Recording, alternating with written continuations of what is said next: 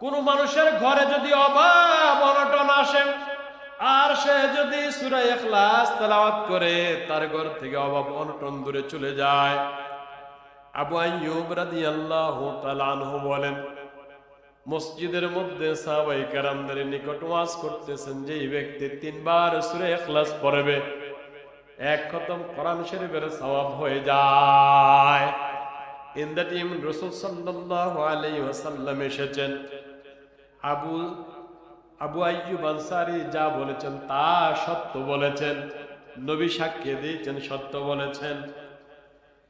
যেই ব্যক্তি একবার সূরা ইখলাস তেলাওয়াত করবে, তার জন্য আল্লাহ তাআলা জান্নাতের মধ্যে একটি মহল তৈরি করে দেন। যেই ব্যক্তি শোয়ার আগে 1000 বার সূরা ইখলাস তেলাওয়াত করে শোয়, যদি ডান কাত হয়ে শোয়, তাহলে ওই ব্যক্তির 50 বছরের গুনাহ আল্লাহ মাফ করে দেয়। ডান দিকে তাকে আল্লাহ তাআলা জান্নাতে প্রবেশ করায়।